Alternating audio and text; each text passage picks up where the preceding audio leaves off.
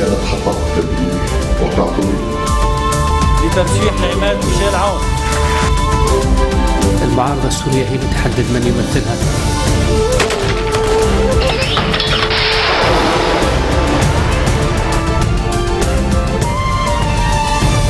Good afternoon, you're watching the English newscast on Future Television. I'm Linda Tamim, and these are today's headlines. The Lebanese army launches a major operation inside Assad, killing 6 suspected ISIS militants and arresting 16 others. Chances of achieving a ceasefire talks in Geneva appears to be receding as the Syrian government, supported by Russian air power, advances against rebels. And a person in Texas is infected with the Zika virus in the first case of the illness being transmitted in the United States. The Lebanese army has launched a major operation inside the northeastern border town of Assad, killing 6 suspected ISIS militants and arresting 16 others. Soldiers sealed all entrances to the town to prevent anyone from entering or leaving as army helicopters hovered overhead during the operation, which was concentrated in the town's Wadi al-Arnab neighborhood. The field hospital used by ISIS was also hit with raids in the same area. Soldiers also reportedly discovered an unidentified body in a vehicle of one of the suspects arrested. Thousands of ISIS and Nusra Front militants have been holed up on Assad's eastern outskirts for about 2 years now. The army regularly targets their positions with artillery shells and occasional helicopter strikes. Parliament Speaker Nabih Berri has expressed relief over the Cabinet's decision to approve funds necessary to hold municipal elections in May. Following the weekly meeting at the Speaker's residence in Ain Atine, Berri was quoted as saying, "Lebanon is currently a ripe fruit. Pick it now before it falls in the future." Berri also said the Amal movement and Hezbollah had gone a long way in preparing for the municipal polls, which are held every 6 years, and the resumption of cabinet meetings should come in coordination with the resumption of parliamentary sessions. Just a reminder that Parliament has been paralyzed for over a year due to a boycott by different parties who are in dispute over the presidential elections. The Council of Maronite Bishops has warned against violating the national formula in Lebanon, which creates quotas for Christians and Muslims in public institutions, days after issuing a similar statement. The Church had warned against attempts to marginalize Christians from key civil service posts, saying this amounted to a breach of the 1943 National Pact's rules on the equal distribution of public jobs among religions. The Church's warnings come after Finance Minister Ali Hassan Khalil was reported to have appointed Muhammad Sulaiman, a Shiite, as the head of the senior taxpayers section, replacing Basima Antonios, a Maronite. Members of activist group We Want Accountability has held a small demonstration outside the Central Inspection Department in Beirut's Verdun district, calling on its head, George Awad, to follow up on the country's most pressing corruption files. The group accused Awad of being implicated in the corruption after he refused to meet with them. During the protest, the group called on the state to reactivate the work of the inspection department to fight what they called financial and administrative corruption. Activists also reiterated their condemnation against the trash export scheme, calling it illegal. The cabinet had selected Dutch and British companies to manage the country's trash export scheme, drawing considerable skepticism from the media and activist groups.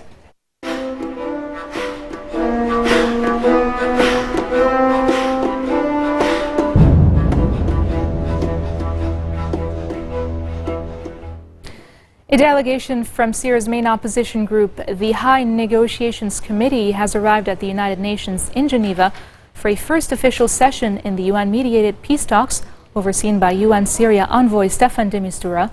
The session is a prelude to the start of proximity talks that de Mistura hopes to hold between the opposition and a government delegation. The head of Syria's main umbrella opposition group, Riyad Hijab, was expected to participate in the talks.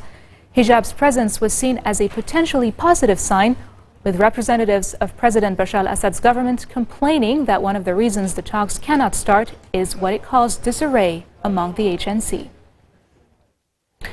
And a Syria military offensive backed by heavy Russian airstrikes threatened to cut critical rebel supply lines into the northern city of Aleppo as peace talks in Switzerland appear to be in jeopardy. The government attack north of Aleppo that began in recent days is its first major offensive there since Russian airstrikes began on September 30th. Rebels described the assault as the most intense yet, with activists reporting that 45 civilians have been killed. U.S. Secretary of State John Kerry had called on Moscow to stop the bombing during the peace process. But Russian Foreign Minister Sergei Lavrov said Russia will not stop its airstrikes on Syria. Terrorist organizations like Nusra Front are defeated. And coming up next, Australia's High Court rules the government's offshore detention of refugees is legal. More details next.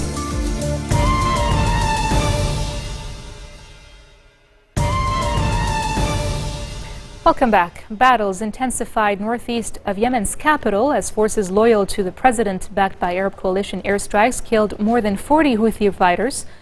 Days of clashes continued as the Houthi rebels and their allies who control Sana'a were on the defensive about 60 kilometers from the capital. Dozens of rebels and 6 government forces were killed in fighting overnight.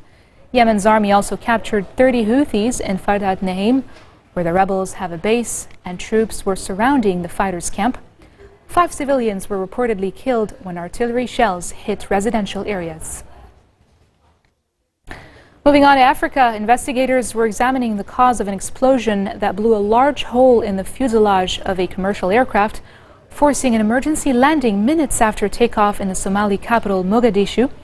The airliner belonged to Dubai-based Dalo Airlines and was on its way to Djibouti. An aviation expert who looked at photographs of the hole said the damage was consistent with an explosive device.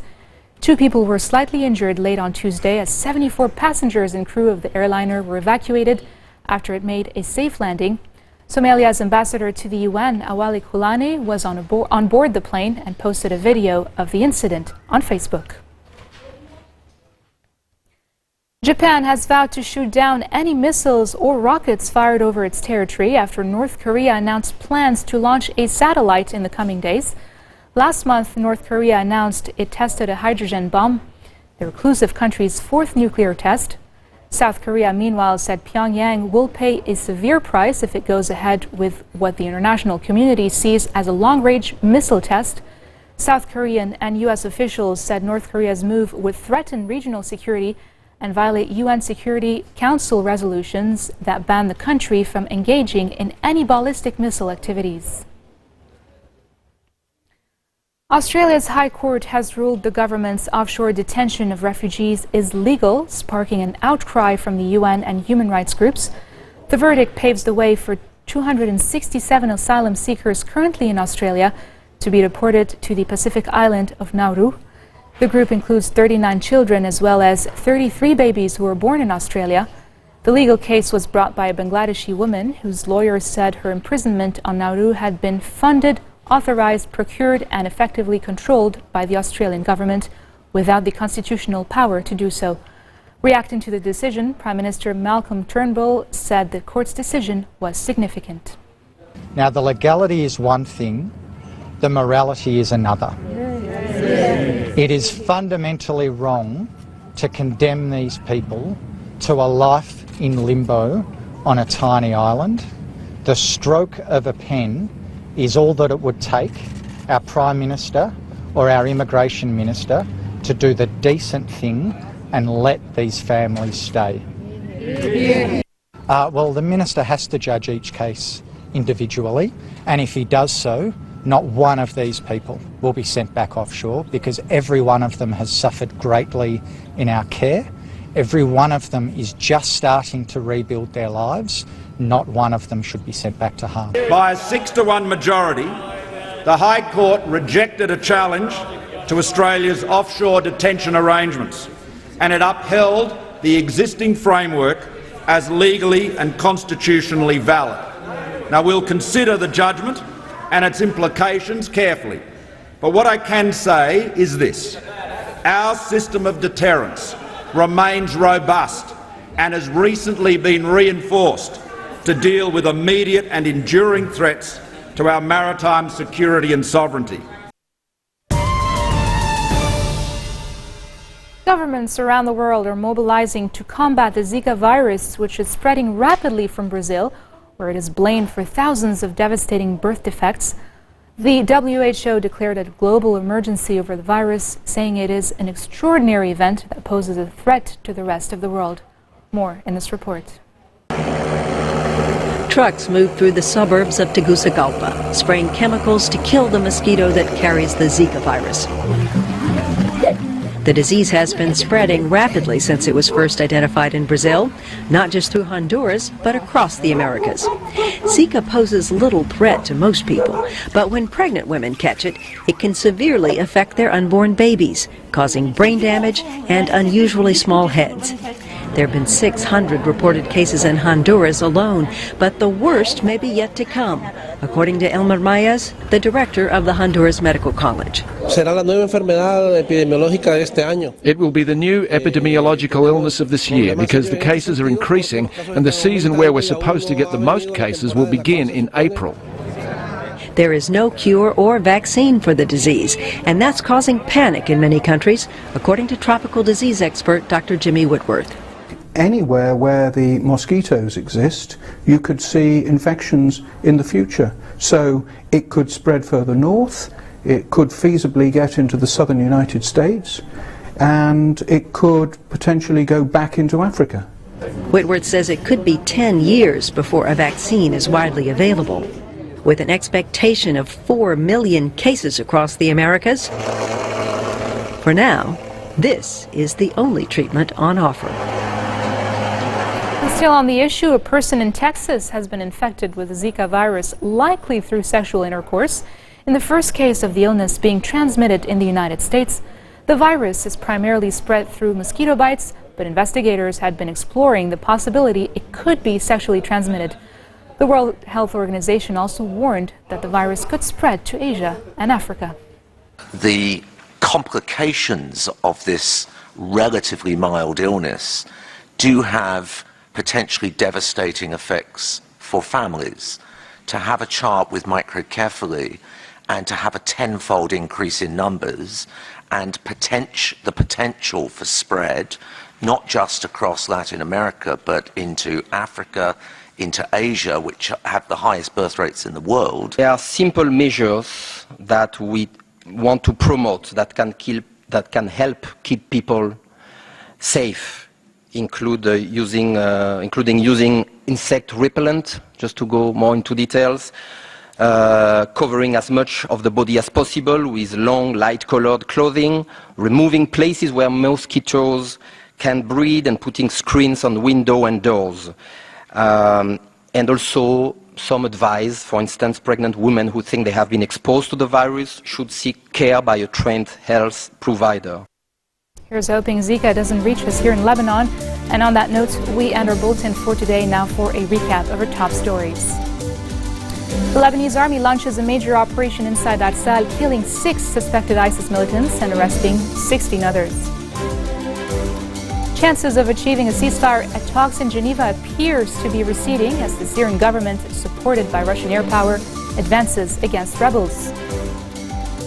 And a person in Texas is infected with the Zika virus in the first case of the illness being transmitted in the United States.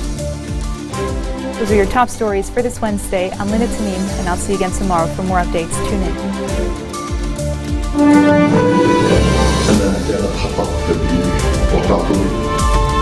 لترشيح العماد ميشيل عون. المعارضة السورية هي اللي تحدد من يمثلها.